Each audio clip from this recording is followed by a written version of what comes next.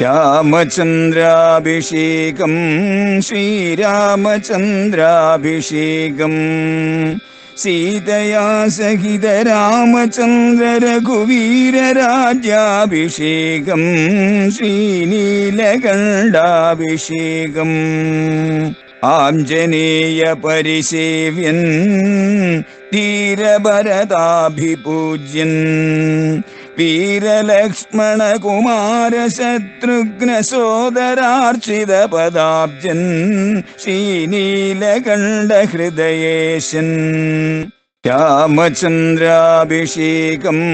ശ്രീരാമചന്ദ്രാഭിഷേകം. രാമനെ ദശരഥപുത്രനായ ഒരു ബാലകനായിട്ട് മാത്രമേ എല്ലാവർക്കും വർണ്ണിക്കാൻ പറ്റൂ. രാമൻ യഥാർത്ഥത്തിൽ ആരാണ് എന്ന് ആർക്കും അറിയില്ല. തപസ്സിൽ സ്ഥിതി ചെയ്യുന്ന ആളുകൾക്ക് മാത്രമേ അറിയൂ എന്ന്. അതിനർത്ഥം രാമൻ മനുഷ്യനല്ല എന്ന് ഈ വാക്കുകൾക്കകത്തുകൂടി വാൽമീകി നിരന്തരം വ്യഞ്ജിപ്പിച്ചു വെച്ചിരിക്കുകയാണ്. അതാണ് വാൽമീകിയുടെ രാമൻ വെറും ഒരു മനുഷ്യനല്ല. പിന്നെയോ അതുകൊണ്ട് അല്ലയോ മഹാരാജാവേ, അങ്ങ്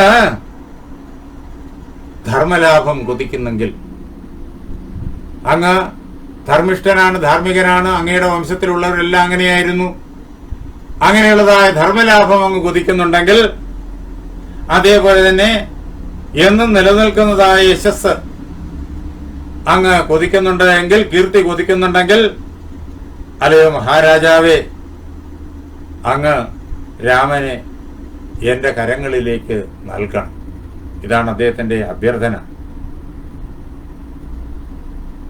ഇനി അങ്ങ് തരേണ്ടതെങ്ങനെ? അങ്ങ് മാത്രം തീരുമാനിച്ചാൽ പോരല്ലോ. അതാണ് മഹാരാജാവ് തന്നിഷ്ടം പോലെ മാത്രം പ്രവർത്തിക്കാനുള്ള ആളല്ല. അത് ഭാരതത്തിന്റെ ഭരണയന്ത്രത്തിന്റെ പ്രത്യേകതയാണ്. ജനഹിതം അറിഞ്ഞു വേണം രാജാവ് പ്രവർത്തിക്കാൻ. അതിത് അടുത്ത വാക്യത്തിൽ കിടക്കുന്നു. അഡ്മിനിസ്ട്രേഷന്റെ, ഭാരതത്തിലെ രാജഭരണത്തിന്റെ സിദ്ധാന്തം ഇതാ കേൾക്കുന്നു. യദ്യഭ്യജ്ഞാം കാകുത്സ്ഥാദേ തവ മന്ത്രിണ. അല്ലയോ മഹാരാജാവായ ദശരഥ, കകുത്സന്റെ വംശത്തിൽ പിറന്നവനെ, അങ്ങയുടെ മന്ത്രിമാര് എന്നോടൊപ്പം രാമനെ അയക്കാൻ അങ്ങയ്ക്ക് അനുവാദം തരുന്നുണ്ടെങ്കിൽ, പിന്നെയോ വസിഷ്ഠ പ്രമുഖ സർവേ, വസിഷ്ഠൻ മുതലായ എല്ലാവരും എന്നോടൊപ്പം അയക്കാൻ സമ്മതി അങ്ങയ്ക്ക് തരുന്നുണ്ടെങ്കിൽ, തതോ രാമം വിസർജയ, എന്നോടൊപ്പം അങ്ങ് രാമനെ അയച്ചാലും. ഇനി 10 ദിനങ്ങൾ കൂടി മാത്രമേ ഉള്ളൂ ഈ യജ്ഞം പൂർത്തിയാകാൻ. അത്രയും ദിവസം രാമൻ അവിടെ പാർത്ത് എന്റെ യജ്ഞത്തെ രക്ഷിക്കട്ടെ. അതുകൊണ്ട് ഇനി ഇവിടെ കാലം വൈകിക്കുക വയ്യ. എത്രയും വേഗം രാമനെയും കൊണ്ട് എനിക്ക് യജ്ഞശാലയിൽ എത്തിച്ചേരണം. അതുകൊണ്ട് എത്രയും വേഗം അങ്ങ് രാമനെ എന്നോടൊപ്പം അയച്ചാലും എന്നിങ്ങനെ പറഞ്ഞുകൊണ്ട് മഹാതേജസ്വിയായിരിക്കുന്ന വിശ്വാമിത്രൻ തന്റെ വാക്കുകളെ ഉപസംഹരിച്ചു. എപ്പോഴാണോ വിശ്വാമിത്രൻ ഇത് പറഞ്ഞു നിർത്തിയത്, അപ്പോഴേക്കും ദശരഥ മഹാരാജാവ് മോഹാലസ്യപ്പെട്ടു പോയി. വിശ്വാമിത്രൻ രാമനെ എന്നോടൊപ്പം അയക്കണമെന്ന് ആദ്യം പറഞ്ഞപ്പോഴേ തന്നെ ദശരഥൻ തകർന്നു. ദശരഥന്റെ ശരീര ചലനങ്ങളിൽ അത് പ്രകടമായിരുന്നു. അദ്ദേഹത്തിന്റെ ദുഃഖം, ദൈന്യം, ഭയം എല്ലാം അദ്ദേഹത്തിന്റെ മുഖം വിളിച്ചു പറയുന്നുണ്ടായിരുന്നു. അദ്ദേഹത്തിന്റെ ദുഃഖവും ഭയവും എല്ലാം. അത് കഴിഞ്ഞിട്ട് ഒന്നൊന്നായിട്ട് വിശ്വാമിത്രൻ കാര്യകാരണങ്ങൾ പറഞ്ഞ് ദശരഥനെ ധൈര്യപ്പെടുത്താനും നോക്കുന്നു. ദശരഥന്റെ ഭയം വിശ്വാമിത്രന് മനസ്സിലായി. അല്ലെങ്കിലും ഏതൊരു രക്ഷകർത്താവും സ്വന്തം കുഞ്ഞിനെ പടക്കളത്തിലേക്ക് അയക്കാൻ ഭയപ്പെടും. അവർ അതിൽ നിന്നിട്ട് പിൻവാങ്ങാനായിട്ട് ശ്രമിക്കും. ഇതൊക്കെ വിശ്വാമിത്രൻ അറിയാം. മുഖം കണ്ടപ്പോഴേക്കും വിശ്വാമിത്രൻ മനസ്സിലായി. അതുകൊണ്ടാണ് രാമൻ സാധാരണക്കാരനല്ല, ഞാൻ സുരക്ഷയായിട്ട് എപ്പോഴും രാമന്റെ കൂടെ ഉണ്ടാകും, എന്നാൽ സുരക്ഷിതനായ രാമൻ ഇതൊക്കെ ചെയ്യും, രാമന് മാത്രമേ അത് ചെയ്യാൻ പറ്റൂ, വേറെ ആർക്കും അത് സാധ്യമല്ല എന്നൊക്കെ വളരെ ശാന്തപൂർവകമായിട്ട് വിശ്വാമിത്രൻ സംസാരിച്ചു. ആ വാക്ക് നിർത്തുമ്പോഴേക്കും ദശരഥൻ മോഹാലസ്യപ്പെട്ട് ഭൂമിയിൽ വീണു. പിന്നെ ശീതളോപചാരങ്ങൾ കൊണ്ട് ദശരഥൻ ആ മോഹാലസ്യത്തിൽ നിന്ന് ക്രമേണ ഉണർന്നിട്ട് വിറയ്ക്കുന്ന ശരീരത്തോടുകൂടി, വിറയ്ക്കുന്ന കണ്ഠത്തോടുകൂടി തൊഴുതുകൊണ്ട് അദ്ദേഹം വിശ്വാമിത്രനോട് പറഞ്ഞു, അല്ലയോ മഹർഷേ, ഊന ഷോഡശ വർഷവുമേ രാമോ രാജീവലോചന. താമരപ്പൂവിന്റെ ഇതളിന്റെ ആകൃതിയുള്ള കണ്ണുകളോട് കൂടിയവനാണ് എൻ്റെ മകൻ രാമൻ. അവന് 16 വയസ്സ് തികഞ്ഞിട്ടില്ല. ഇപ്പോ രാമൻ യാഗരക്ഷയ്ക്ക് പുറപ്പെടുമ്പോഴേക്കും രാമൻ എത്ര വയസ്സായി എന്ന് നമുക്ക് ഈ വാക്യത്തിൽ നിന്ന് തന്നെ മനസ്സിലാവും.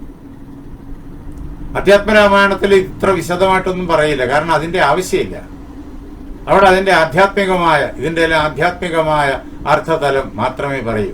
ഇതിനകത്ത് വാൽമീകി എന്തൊക്കെയാണോ വ്യഞ്ജിപ്പിച്ചു വെച്ചിരിക്കുന്നത്, ധ്വനിപ്പിച്ചു വെച്ചിരിക്കുന്നത്, അതൊക്കെയാണ് അധ്യാത്മരാമായണത്തിന്റെ വിഷയം. ഇത്തരം എല്ലാ കാര്യങ്ങളും വാൽമീകി രാമായണത്തിന് വിഷയമാണ്. അതുകൊണ്ട് ഇതെല്ലാം ഇവിടെ കാണൂ. രാമന് 16 വയസ്സായിട്ടില്ല അദ്ദേഹം യാഗരക്ഷയ്ക്ക് പുറപ്പെടുമ്പോൾ. 16 വയസ്സ് തികയുന്നതിന് മുമ്പാണ് രാമന്റെ വിവാഹം മിഥിലയിൽ വെച്ച് നടക്കുന്നതും എന്നും അറിഞ്ഞുകൊള്ളുക. അങ്ങനെ രാമന് 16 വയസ്സ് തികഞ്ഞിട്ടില്ല എന്ന് മാത്രമല്ല, അവന് ന യുദ്ധയോഗ്യതാമസ്യ പശ്യാമി സഹരാക്ഷസൈഹി. രാക്ഷസന്മാരോടൊപ്പം യുദ്ധം ചെയ്യുവാനുള്ളതായ കരുത്ത് അവനുണ്ട് എന്നല്ലയോ മഹർഷേ എനിക്ക് തോന്നുന്നില്ല. അനേക യുദ്ധങ്ങൾ ചെയ്തിട്ടുള്ളയാളാണ് ദശരഥൻ. അതും രാക്ഷസന്മാരോട് അനേക യുദ്ധങ്ങൾ ചെയ്തു. ദേവലോകത്തിൽ രാക്ഷസന്മാരുടെ ആക്രമണം ഉണ്ടാകുന്ന അവസരങ്ങളിലെല്ലാം എപ്പോഴാണോ ദേവന്മാർക്ക് രാക്ഷസന്മാരെ തോൽപ്പിച്ച് ഓടിക്കാൻ കഴിയാതെ വരുന്നത്, അപ്പോൾ അവർ അയോധ്യയിൽ വന്ന് ദശരഥനെ കൂട്ടിക്കൊണ്ടുപോകും. അങ്ങനെ ദേവലോകത്തെ രക്ഷിക്കാൻ വേണ്ടിയിട്ട് ദേവലോകത്തിലെ പടക്കളങ്ങളിൽ ദശരഥൻ രാക്ഷസന്മാരുമായി അടരാടി അവരെല്ലാം തോൽപ്പിച്ച് ഓടിച്ചയാളാണ്. ദശരഥൻ അറിയാം രാക്ഷസന്മാരുടെ കരുത്ത്, ദശരഥൻ അറിയാം യുദ്ധത്തിന്റെ പ്രത്യേകതകൾ. അപ്പോ അതെല്ലാം വശമാകണമെങ്കിൽ ഒരാള് എത്രത്തോളം ശീലിച്ചിരിക്കണമെന്നുള്ളതും ദശരഥൻ അറിയാം. രാമന് അത്രയും ശീലമായിട്ടില്ല. ദശരഥന് വ്യക്തമായും ഉറപ്പുണ്ട്. രാമനെ മനുഷ്യനായി കാണുന്ന, സാധാരണ ഒരു ബാലകനായി കാണുന്ന ദശരഥന് രാമന് അസുരന്മാരോട് യുദ്ധം ചെയ്യാൻ ഉള്ള ശേഷിയായിട്ടില്ല എന്നറിയാം. അതാണ് രാക്ഷസന്മാരോട് യുദ്ധം ചെയ്യാനുള്ള ശേഷി രാമനായിട്ടില്ല. ഞാൻ കാണുന്നില്ല രാമനില് അങ്ങനെയുള്ള ശേഷിയുണ്ട് എന്ന്.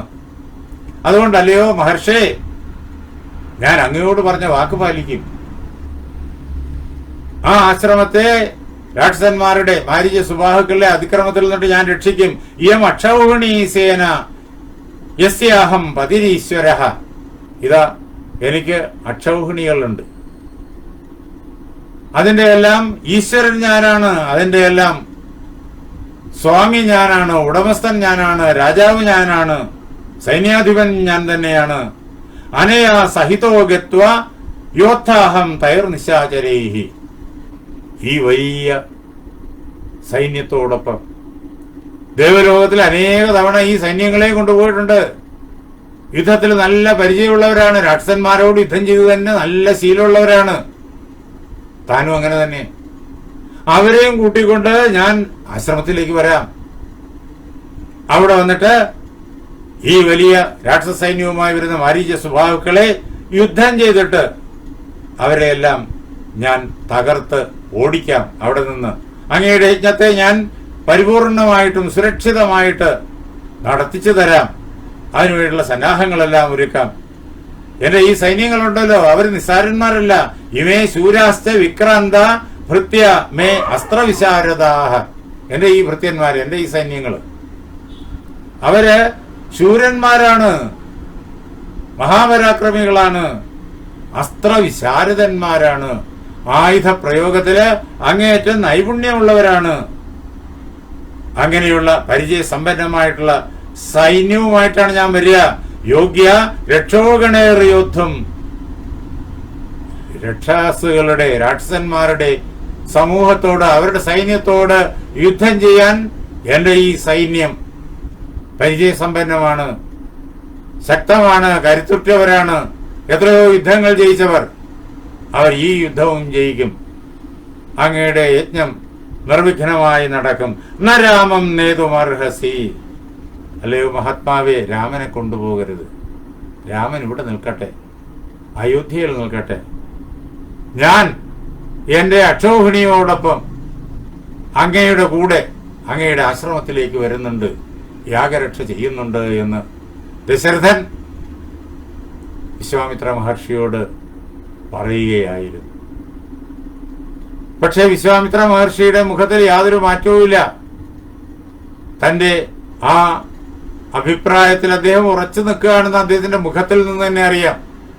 അതുകൊണ്ട് തന്നെ തുടർന്ന് സാഹചര്യങ്ങളെല്ലാം ദശരഥ മഹാരാജാവ് പറഞ്ഞു കേൾപ്പിക്കുന്നത് നമുക്ക് അറിയാനായി സാധിക്കും.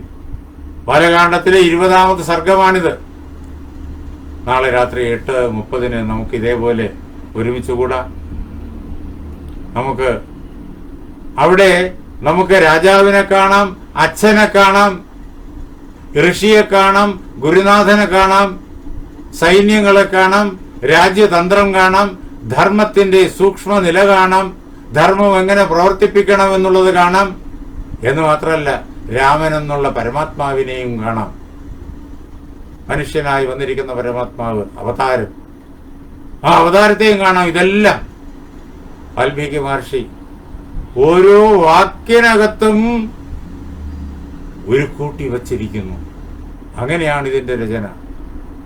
ഇന്ന് പലരും കോലാഹലം കൂട്ടി നടക്കുന്നത് പോലെ വാൽമീകിയുടെ രാമൻ ദൈവമല്ല, മനുഷ്യൻ മാത്രമാണ് എന്നൊക്കെ കോലാഹലം കൂട്ടി നടക്കുന്നത് പോലെ അല്ല യാഥാർത്ഥ്യം. രാമായണം വായിക്കാത്തവര് രാമായണത്തെക്കുറിച്ച് അബദ്ധങ്ങളെല്ലാം ലോകം മുഴുവൻ പ്രചരിപ്പിക്കുന്നു. നമ്മൾ രാമായണം വായിക്കണം. വാൽമീകിയുടെ രാമായണം നാം അടുത്തറിയണം. അധ്യാത്മരാമായണം ആദ്യമേ നാം പഠിക്കണം. എന്നിട്ട് വാൽമീകിയുടെ രാമായണത്തെയും നാം പഠിക്കണം. സംസ്കൃതം, അതാണ് ഇതിലെ ഭാഷ. അത് ബുദ്ധിമുട്ടുള്ള സംസ്കൃതമല്ല, ലളിതമാണ്. മുന്തിരിപ്പഴം പോലെയാണ്.